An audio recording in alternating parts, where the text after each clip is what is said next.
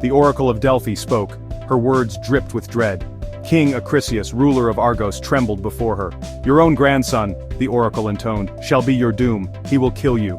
The king's blood ran cold. Fear gnawed at his heart. He had a daughter, Danae, his only child. He vowed to protect himself.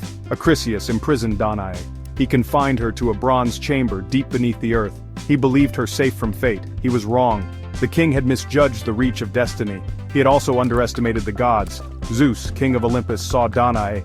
He desired her. Transforming himself into a shower of golden light, Zeus entered Danae's prison. The god and the princess came together. Their union would have monumental consequences. Destiny, once set in motion, is difficult to stop.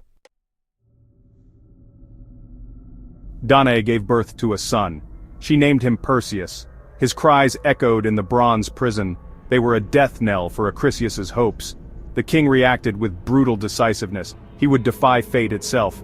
He ordered a wooden chest built.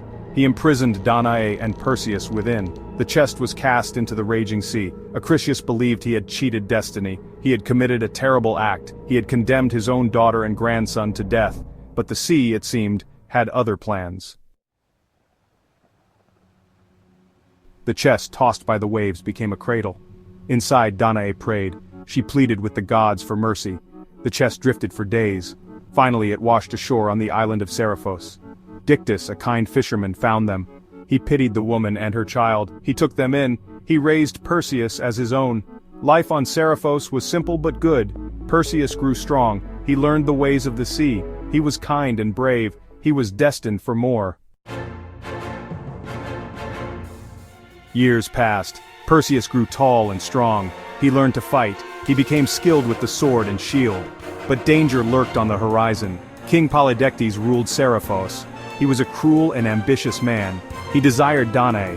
He saw Perseus as an obstacle. The king devised a plan to be rid of the young hero. He announced a great feast. He demanded a gift from all his subjects, a magnificent horse, fit for a king. Perseus had no horse to give. He was trapped by the king's cunning. Section 5. An impossible task. King Polydectes saw his chance. "You claim to be the son of Zeus," he sneered. "Prove it! Bring me the head of Medusa, the Gorgon." Perseus knew the danger. Medusa was a monster. Snakes writhed from her head. Her gaze turned men to stone, but Perseus was brave. He would not back down from a challenge. He vowed to bring Polydectes the Gorgon's head. He would face any danger to protect his mother. This was the start of his heroic journey. Section 6. Gifts from the gods. The gods watched over Perseus. They had not forgotten him. Athena, goddess of wisdom and war, gifted him a polished shield. Hermes, the messenger god, gave him winged sandals. Hades, ruler of the underworld, provided a helmet of invisibility. These gifts would be vital. Perseus was ready for his quest.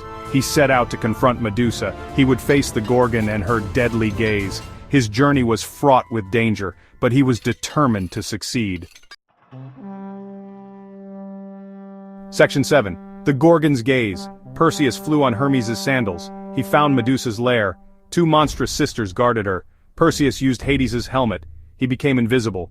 He crept past the guards. He saw Medusa. She was a terrifying sight.